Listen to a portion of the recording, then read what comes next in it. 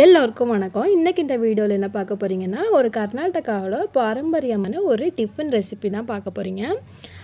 வீட்டில் மாவு இல்லாத டைமில் காலையில் என்னடா செய்கிறதுன்ற டைமில் இந்த ரெசிபி ட்ரை பண்ணி பாருங்கள். ரொம்ப ஈஸியாக டேஸ்டியான ஒரு நீர் தோசை எப்படி செய்யுதுன்னு வாங்க பார்க்கலாம். அதுக்கு நைட்டு வந்துட்டு நான் ஒரு கிலோ அளவுக்கு பச்சரிசியை ஊற வச்சிட்டோம். 1 கிலோ பச்சரிசிக்கு நான் அரை முறி தேங்காய் திருவி வச்சுருக்கோம். இந்த தேங்காவையும் அந்த பச்சரிசியும் சேர்த்து அரைச்சிடணும் நல்லா.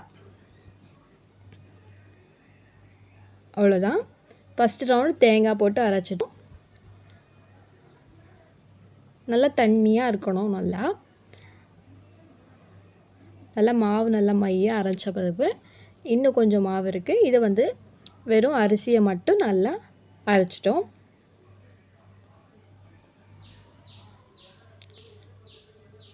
அரைச்சி கொஞ்சம் தண்ணி கலந்துக்கிட்டோம். தண்ணி பாருங்கள் எந்த அளவுக்கு இருக்குன்னா நல்லா ஊற்றி இந்த அளவுக்கு இருக்கணும். நம்ம தோசையை அந்த தவா மேலே ஜஸ்ட்டு இந்த ஊற்ற தான் போகிறோம். அதனால் நல்லா தண்ணி தண்ணியாக இருக்கணும். அதுதான் நல்லா நீர் தோசை. நல்லா கிறிஸ்பியாக வரும். நல்லா இந்த இளநிக்குள்ளே இருக்கிற அந்த ஒரு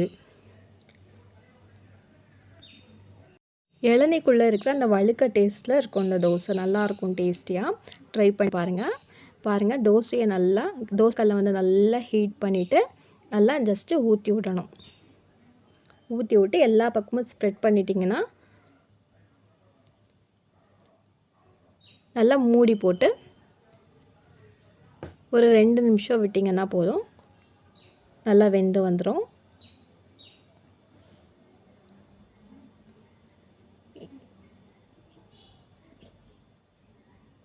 இந்த ஸ்டேஜில் திருப்பி நம்ம தோசையை திருப்பி போட்டுக்கலாம். பாருங்கள், ரொம்ப சாஃப்டாக இருக்கும். நல்லா இது நல்லா மீன் குழம்பு இருந்துச்சுன்னா மீன் குழம்பு தான் சைட் டிஷ். நல்லாயிருக்கும், டேஸ்டியாக இருக்கும். நாங்கள் இன்றைக்கி சட்னியை வச்சு தான் சாப்பிட போகிறோம். பாருங்கள், நல்லா கிறிஸ்பியாக தோசை ரெடி ஆகிடுச்சு. மெதுவாக வேணும்னா நம்ம திருப்பி போடாமல் எடுத்தோம்னா நல்லா சாஃப்டாக இருக்கும். நல்லா இதுவே நல்லா கொஞ்சம் நேரத்தில் நல்லா சாஃப்டாயிரும்.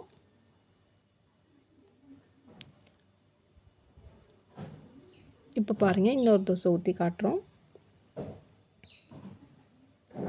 மூடி போட்டுட்டு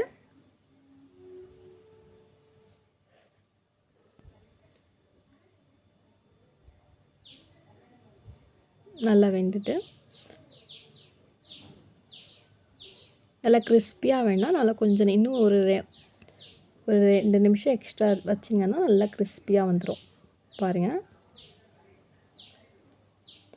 வீடியோ பிடிச்சிருந்தால் லைக் பண்ணுங்கள், ஷேர் பண்ணுங்கள். இப்போ தோசை ரெடி ஆகிடுச்சு. அவனு மற்றும் நான் சேனலை மறக்காமல் சப்ஸ்கிரைப் பண்ணுங்கள். இது தேங்காய் சட்னியோட நல்லா டேஸ்டியாக இருக்கும். தேங்காய் சட்னி, நல்லா காரமான தேங்காய் சட்னி வித் தோசை.